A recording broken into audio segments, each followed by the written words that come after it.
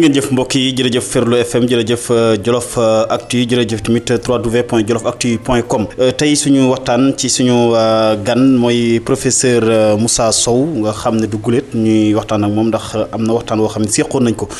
moom jàngalekat la ci daara ju koy ñu duppee université Gaston Berger bu Saint-Louis waaye tamit nag nekk ci port autonome de Dakar nekkoon tamit président bu ASC Daara li gën a waral waxtaan yi sax mooy ASC Daara justement ndax barki Dembo Ndiaye la ñu amal assemblée générale moom mi ko jiite woon mujj a joxe lenge yi loolu nag bëgg nañ ci waxtaan bu fekkee ne bilan mën na doon professeur ñu ngi lay nuyu. Dame ñu ngi lay fay di rafetlu sa ñëw tey ci makkaan bi di nuyu sa auditeurs yëpp di waa Ferlo FM di les internautes de Jolof Actu di nuyu képp koo xam ne kii di nga déglu émission bi ngay def di aussi di la remercier ngay rakk ju baax koo xam ne vraiment bi ma la xamee ba léegi yaa ngi mooy ci sa liggéey di ci développé wu te ma admirer sa parcours ak sa jom donc am na solo aussi yéen ñi nga xam ne yéenay nekk ginnaaw micro bi ñu wax ki ngeen doon en tout cas man tu es un journaliste que j'apprécie beaucoup dans le travail que tu fais moo tax heure ba ma soxlaa du ma lu mu xat-xat en tout cas dinaa la ci xejal pour que ñu mën a toog waxtaan. merci beaucoup professeur yow tam ñu ngi lay gërëm di la sant bu baax ba ñuy njëkk a doon naa na wax ne ndax waa Jolof xam nañu professeur Moussa Sow mais léegi xam nañu ko à travers bi nga ñëwee léegi dugg nga ci biir xoli Jolof yi. waaw loolu nag xanaa xëy na Jolof yi ñooy gën a xam loolu man en tout cas xam naa ne bi ma ñibbisee ba léegi depuis mai 2016 maa ngi jéem a góorgóorlu en tout cas ci jàppale sama gox jàppale Jolof parce que ku nekk fa nga jóge rek nga am te ñun ay doomu Jolof lañ donc ku la njëkk a gis lu mu lay laaj mooy waa fan nga donc ñun ñëpp waa Jolof lañu donc ku nekk daal fi nga féete ak ci li la yàlla dénk yaa ngi ciy jéem jàppale Jolof yi parce que boo seetee man université Gaston Berger laa jaar te université Gaston Berger daanaka bi ma fay ñëw benn Jolof ñëwagu fa te ñi ci ëpp daanaka bi ñu ñëwee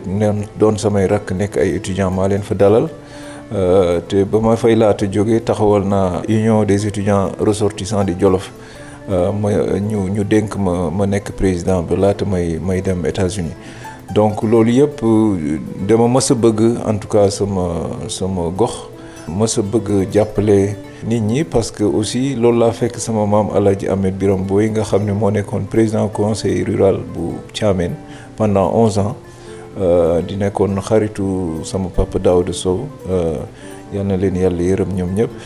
donc loolu laa fekk ñuy def je suis né dans une famille politique et la politique au sens noble du terme maanaam politique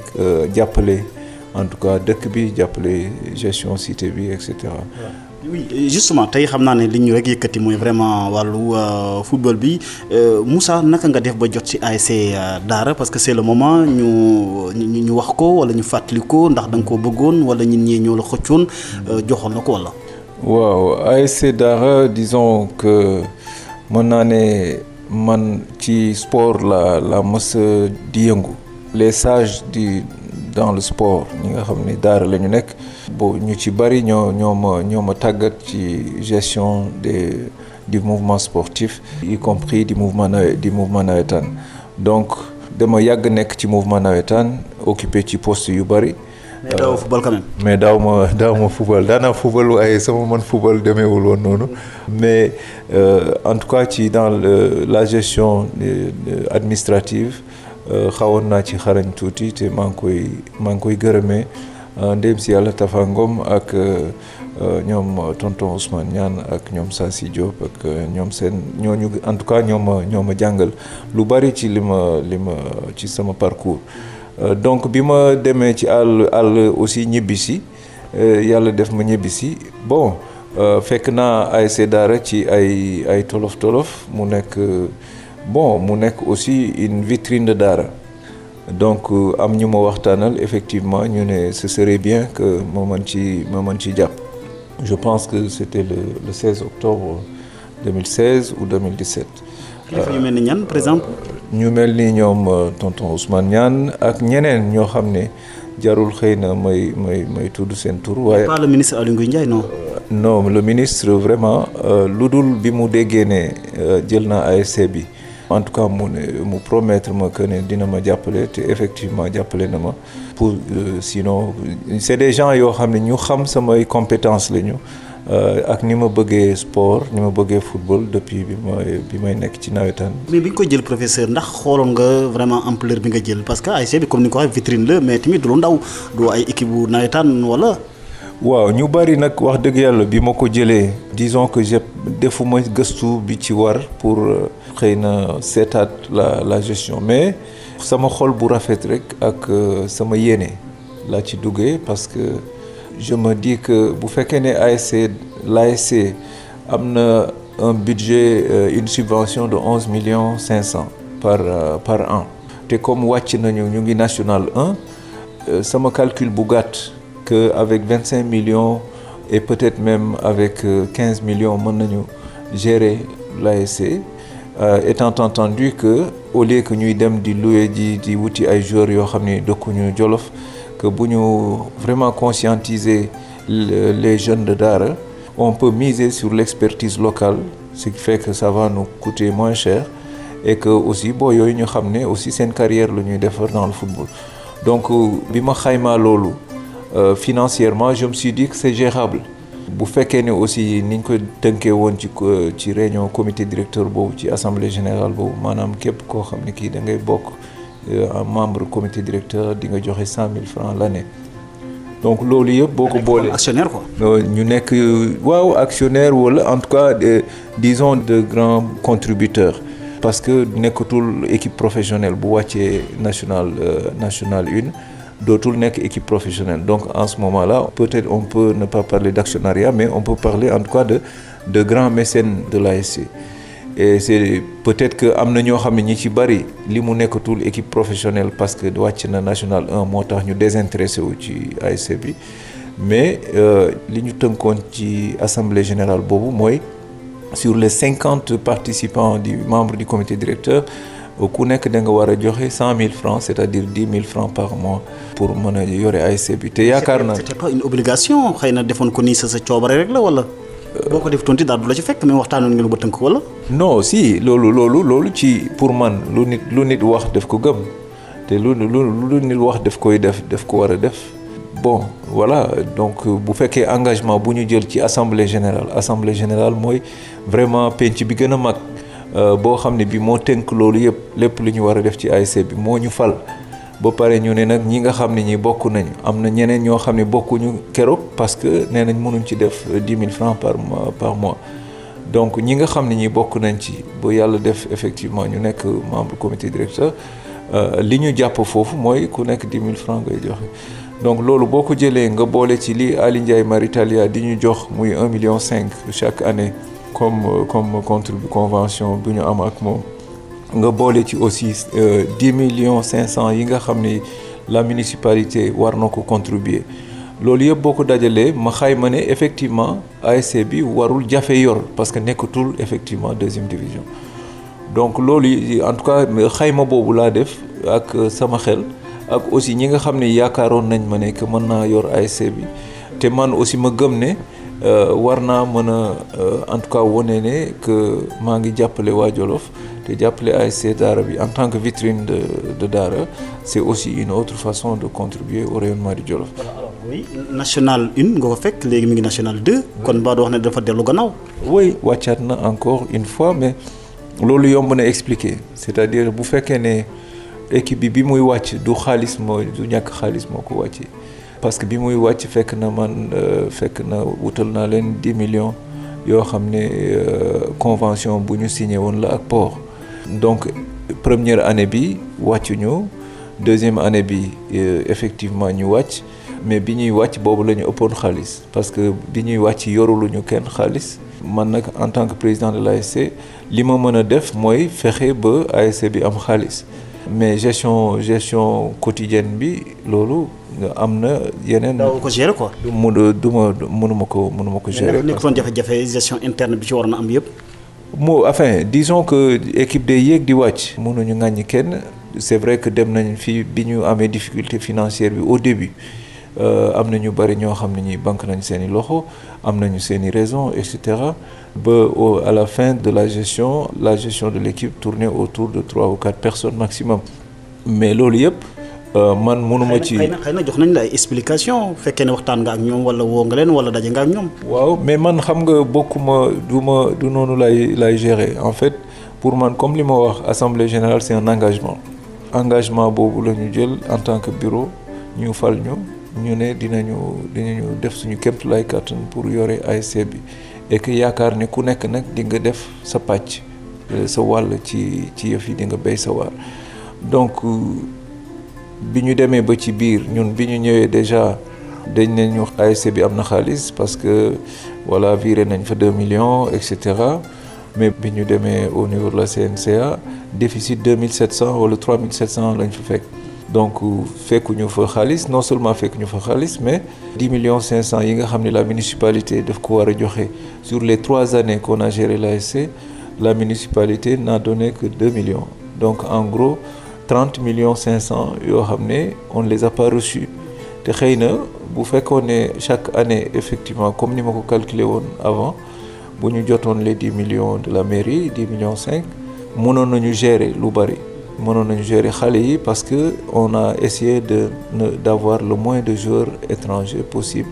pour pouvoir miser sur l'expertise locale. mais xëy na da nga ñëw tamit rek ànd sa bonne foi mais mënoon nga vraiment en tant que nouveau président nga pas auditer affaire yi comme ni ñu koy defee nii mais nga xool exactement li ci nekk bu fekkee njuuj njaaj am na ci bu fekkee am na rëq-rëq nga ne xëy na def leen di laata may jël li may jël.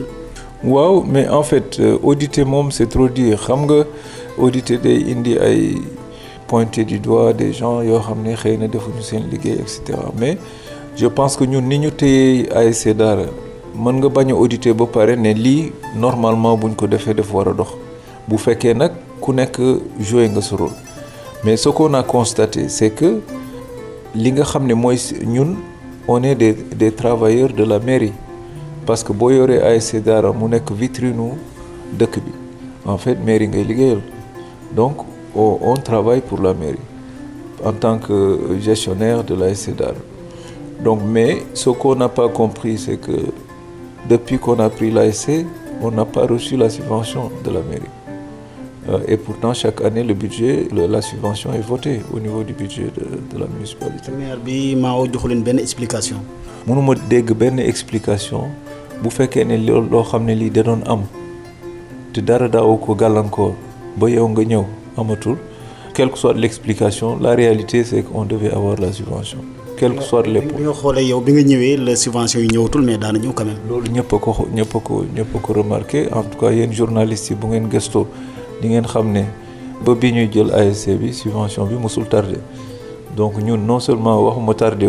tardé dafa exister tout donc on va voir comment la gestion à venir va juguler ce problème-là mais on ne peut pas être war ko mën a xeex tamit professeur vraiment bay ko noonu comme voté nañu ko yaa ko yéen a ko moom ASC bi ko moom bu ko bay noonu. waaw mais en fait ñun ñëwuñu pour xeex en fait dañu yaakaar ne rek en réalité xam nga am na aussi ku nekk ak nuñ la yaree dafa am loo xam ne ni ñun dañu yaakaar ne ku nekk rek da nga war a def sa liggéey bu fekkee ne nag léegi defoo sa liggéey ñu bàyyee ma ASC bi le plus grand contributeur de l'ASC mën naa wax ne c'est le ministre qui m'a donné 7 millions pour la gestion de la première année. Lequel des ministres? Le ministre Aly Ngouille Ndiaye.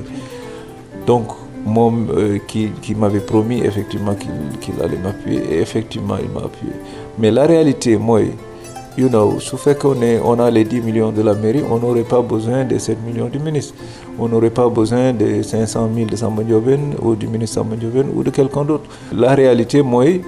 dañu jàpp ne rek que ne ku nekk da nga war a def li nga ministre bi bu neexoon ba banque loxoom parce que en réalité c'est pas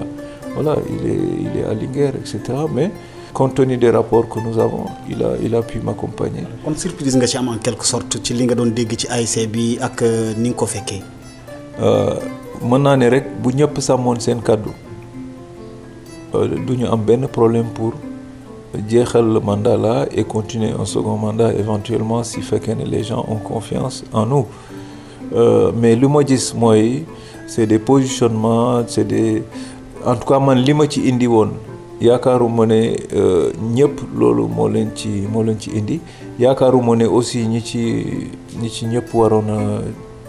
jàppee nañ ko donc bu fekkee ne nag ñi ngi koy defal tax enfin amuñ ci bëgg-bëgg ak amour bi nga yaakaaroon ne moom lañ ci war a am ba lépp problème bépp bu ñu am mu sotti à ce moment-là bon yow tu peux dire que ne bon j'ai fait mon devoir jusqu'à tel et avec une assemblée générale je peux décider de faire autre chose. mais justement xëy na yow li nga ci def mooy 10 millions yi nga xam ne fexe nga ba port dugal ko ci ASC bi mais au-delà de ça ndax ñàkk nga ci loo xam ne xam naa lépp lañ mën a sa wax mais loo xam ne tey vraiment danañ wax ne Moussa kat def na lu ne gars yi ko jàppale wul. ku mel ni Cheikh Niang nga xam ne moo nekkoon vice-président chargé de la suppléance mën na la ci wax lu bari wala ku mel ni Mamadou Sarr wala Malick Ndaw mu nekk secrétaire général permanent de l'ASC musuma am problème mu xaalis di ko sant yàlla chaque fois que l'ASC Dara a besoin d'argent et j'ai sorti de ma poche su fekkee ne au niveau du compte de l'ASC Dara nekku musuma jéem a nekk fii di yelwaan wala di wut. xam ne du xaalisu ASC bi sax xaalis propre la. sama xaalis propre la ba tey ji ñuy wax ak yow may wax ak yow je pense que bi Cheikh Niang defee le bilan. L'ASC me doit au moins 2,116,000 ou 2,300,000 dans ces eaux-là. Donc, loolu bon pour firnde la ci en tout cas man sama yéene ci non seulement ci Daara mais ci ASC Daara ni ma ko waroon a yoree je pense que bu fekkoon ne dema ne rek awma comme gars yi joxewuñu xaalis bàyyi naa kon ASC bi je pense que première saison bi sax duñ ko. liñ la amee noo koy def da ngeen koy baal wala da ngeen koy topp ba tey. non baal moom day yomb en fait déjà li ma ci jot a def ëpp na 2 millions mais je pense que 2 millions yi mooy li mënta ñàkk je pense que dañuy xool bu fekkee ne ASC bi amul xaalis à ce moment-là mënuma ko réclamer waaye bu fekkee ne ASC bi am na xaalis quand même je pense que li ma ci def ci sama temps ak sama xaalis ragaluma en tout cas réclamer les 2 millions qui restent. Très bien. Alors mais waxuñu waxi deuxième mandat xalaatoon nga deuxième mandat parce que sa mandat bi mataloo ko comme 3 ans nga def desoon na la benn année xëy na nga jéngoon ko tuuti ba benn année bi jeex sax moo gën wala da ngaa sonn. non jéngu bu fekkee ne damay bàyyi ak 2 millions de dettes ça veut dire que ni quand même jéngu naa li mu war a jéngu en fait je pense que la question n'est pas posée à la bonne personne parce que je me dis que aujourd'hui si l'ASC Dara avait la subvention, les 30 millions de la municipalité, de la subvention, qui lui est due et qui est votée, à ce moment-là, bon, on n'en serait pas là. C'est-à-dire que am naa yaakaar ne en tout cas waa Daara am nañu clairvoyance ak lucidité boo xam ne dinañ xam ne vraiment bu ŋàññ di am bokkuma en tout cas ci ñuy ŋàññ en tout cas keroog à l'Assemblée générale gisuma kenn ku yëkkati baatu ŋàññ mais baatu ngërëm en tout cas laa fa jot. ci ñi fa jël kàddu ñëpp parce que xam nañ réalité yi ma doon dund aussi et que xëy na bu amatoon quelqu'un qui veut prendre l'ASC à ce moment-là xëy na ñu jëngu ku jëngu ñetti at mën na jëngu benn at. ñëwoon nga pour boo gisutoon bu fekkoon benn candidat amutoon yow buñ la waxaatee yow la nga demaat. non je veux dire li ñuy may chance booy que ne bu fekkee ne yow ni nga yaa ngi yor ASC pendant 3 ans. te yow ak ñetti nit wala ñeent yéen a koy doxal même ñi nga xam ne ci bureau bi la ñu bokkoon gisoo leen parce que peut-être des fois ASC bi dana am ay jafe-jafe xaalis et cetera il est important aussi que nga woote assemblée générale nga wax nit ñi affaire yi kat fii la toll bu fekkee ne heure bi nga koy wax nag gis nga ñeneen ñoo xam ne xëy na peut-être l'équipe bi fa nekkoon moo leen neexul wala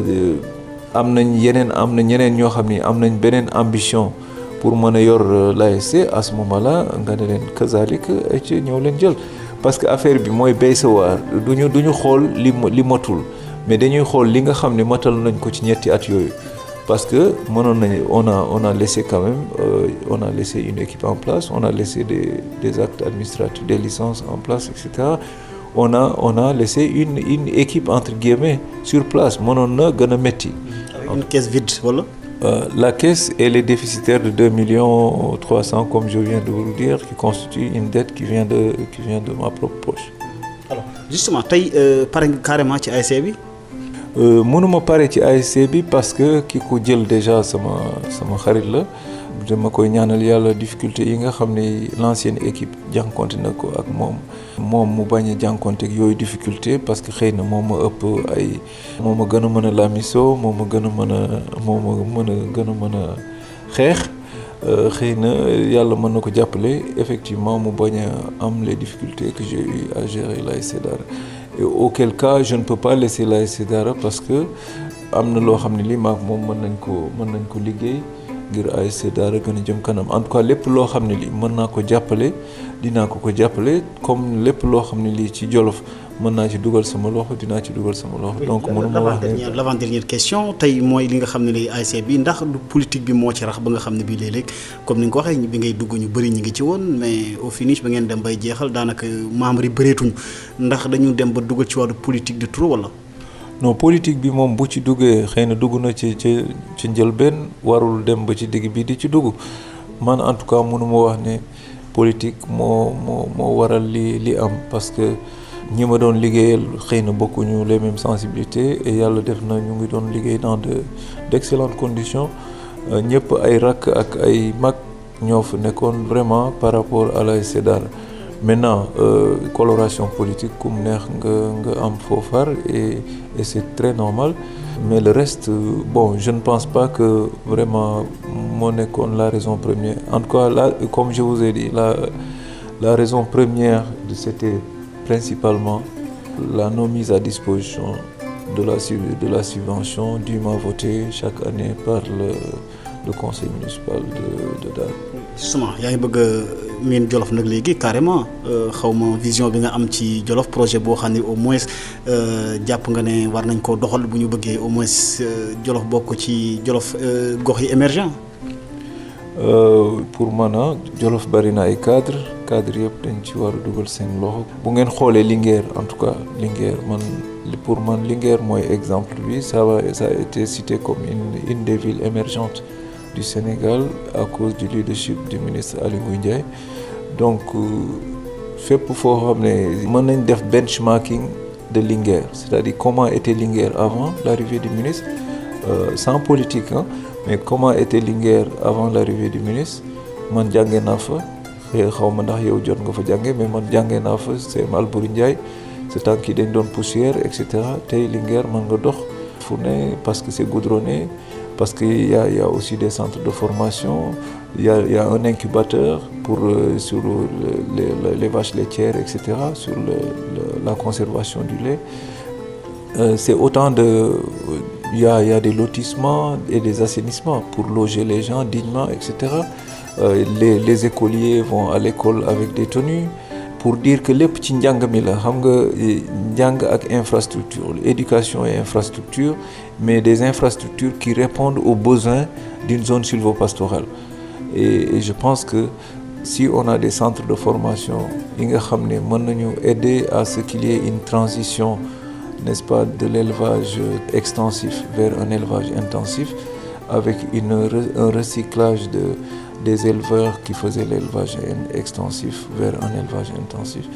Il y a un travail à faire au niveau de cette zone-là et puis il y a aussi l'agriculture qu'on doit développer. commune bu Dara war na ci mën a am dara. Oui commune bu Dara am nañ ci yaakaar. Sur le plan économique comme Linguère wax nga ko yu bëri infrastructure yu bëri tey Dara moo ko war a mën a ëppale bu ñu waxee daral géeg yeneen ak yeneen. waaw mais encore une fois question de leadership là en fait moi je pense que Dara waruñoo tere xool ni ñu defee Linguère que Linguère nekk exemple comme ñeneen ñi ils prennent Touba comme exemple d'autres ils prennent Kaolack comme exemple war nañ mën a jël en tout cas Linguère comme exemple ci ni meeru Linguère defaree Linguère et puis ñu xool aussi nan lañ mën a defaree jëlee ay exemple foofu pour mën ko appliquer au niveau de Dara d'autant que comme ni nga ko waxee Dara am na ay atu yu bari yoo xam ni xëy na buñ ko utiliser nu mu waree mën nañu dem fu sori. jërëjëf ñu gërëm la sant la wàllu politique moom xam naa dama koy denc beneen yoon mais gars yi tam ñu bañ ma koo baal nag dama xam naa ne gisatuñ professeur léegi déggatuñ ko xam na am na lu muy togg. waaw politique moom xam nga dafa am le temps de la politique am le temps du travail ñun ñëpp on a bien travaillé pour la réélection du président Macky Sall di ci féliciter ñëpp ñi nga xam ne jàpp nañ ci on a travaillé sur les parrainages on a eu d'excellents résultats li ci des nag mooy politique kenn du ko dundee je suis au port di jàppale le directeur général du port je suis à l'université di jàngale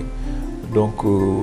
les gens se demandent même comment je fais de la politique à Daara xam nga bu yoon bi gënoon a baax nag yoon diggante Louga ak Daara xëy na mu gën a tane comme ça bu ma jógee Saint-Louis def directement Daara comme je le faisais mais en réalité bu wàllu politique jotee rek ñu def ko mais instant yi je pense que il faut travailler aux réalisations des grands projets du président Macky Sall chacun dans le domaine où il est. Très bien ñu gërëm la sant la bàyyi nga tàggoo. waaw di la gërëm di la sant yow Dame di nuyu waa Jolof yëpp di leen remercier aussi ci confiance bi nga xam ne amoon nañ ko pour dénk ma ASC Daara te tey aussi mu nekk ci ay loxo yu wóor muy loxo Alioune Diop di sama xarit di ko ñaanal yàlla di yaakaar ne aussi ñun ñëpp dinañ ci jàppale ko parce que ku ko jàppale ci ASC Daara waa Daara nga jàppale parce que bu ñu déggee ay Sadio Mané xam mu nekk Liverpool ñu fay wax Sénégal Sadio Mané moo tax donc football dafa mën a yóbbu turu dëkk fu sori donc bu ñuy wax Pape Alioune Ndiaye par exemple c'est un grand exemple bu ñu ko xamee Turquie wala feneen.